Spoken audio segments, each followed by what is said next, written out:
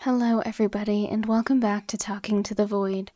You'll notice that I am speaking quieter because I'm recording this late at night in a house where everybody else is probably asleep by this point, but I felt inspired to go ahead and record this episode because today I'm going to be sharing, tonight rather, I'm going to be sharing just some random reflections that I wrote. The thing is, I wrote this well over a year ago, and it's crazy to think that I wrote this over a year ago because it felt so much more recent than that going back and looking at it. But I wanted to share it because I thought it was fun. I enjoyed writing it, and I think it's appropriate that I'm recording this late at night because I also wrote this very late at night when I did write it. I don't have a timestamp on my writing. I didn't write the time that I finished it, or when I started it for that matter. But yeah, I just wanted to share some late night musings. This is going to be a fairly unorthodox episode of Talking to the Void, but the whole point of Talking to the Void is for me to just ramble to the void. So that's exactly what I'm doing, and I thought I'd share some late night musings. So for some context, I really love notebooks. Okay, it's been a years-long obsession of mine. I just really, really, really like notebooks.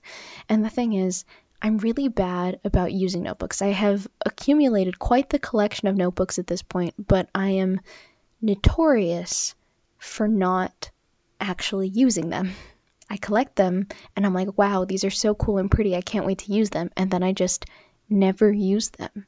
And so I'm getting better about it. I am starting to branch out and use the numerous journals and notebooks that I've collected, but I don't know why, but on this particular night, not this night, but back when I wrote the reflection that I'm going to share, I was just musing about, why I love notebooks so much. And so I thought I'd share that. So I guess I wrote this April 15th, 2023 is when I wrote it, but I'm recording this at a definitely much later date. And yeah, here we go. The page is titled Some Late Night Musings, and this is what I wrote. It's late, nearly 11 p.m. I should be in bed and asleep, but I felt called to write instead. Perhaps it was the caffeine from my 3 p.m. matcha latte, or the lingering effects of a potent B12 supplement, or my chattering mind, or perhaps it's a combination of all three, but I need to put a pen to paper to solve this problem. I have had a lifelong love of paper and the various utensils one can use to mark it. I used to draw constantly as a child with whatever paper and utensils I could find. I even used to draw ambidextrously, with both hands working at the same time. My favorite thing to draw was people, so much so that I almost always neglected the setting in the background, such that the vast majority of my figures hovered in a blank void.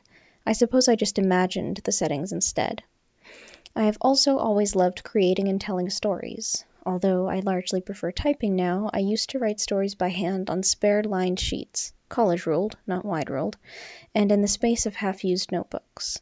Back then, perfection in my writing was not a concern. I just wrote.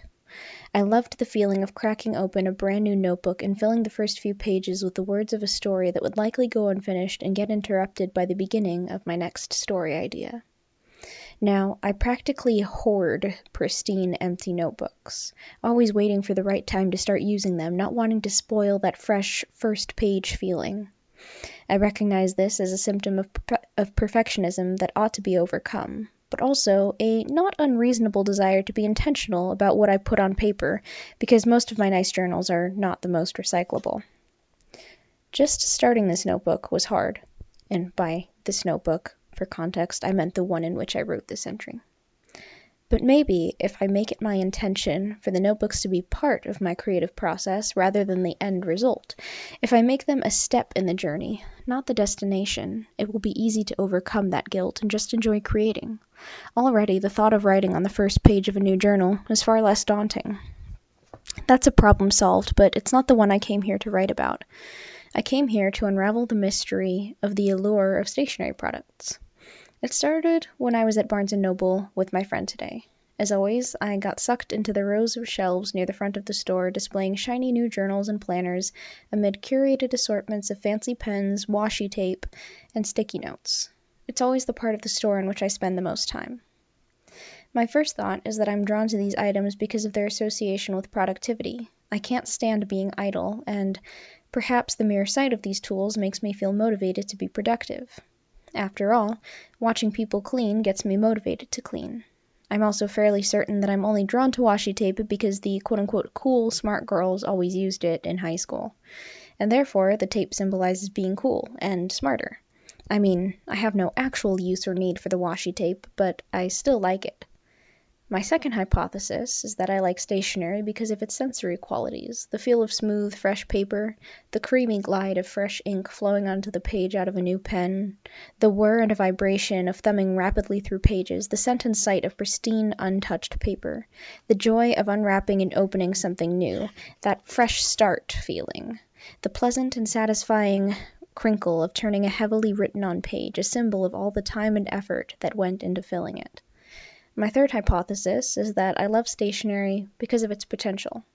From a philosophical stance, I believe in free will, and I believe that, given the right time and circumstances, anything is possible. That said, perhaps I love stationery because it reinforces my belief in infinite potential.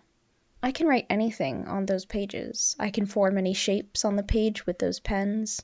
I can create anything out of paper and a writing utensil. I can write poetry, tragedy, comedy, short stories, an essay, a novel. I can plan, dream, brainstorm, brain dump, anything within those pages. Realistically, I think my love of stationery is a combination of these factors mentioned and likely some not mentioned.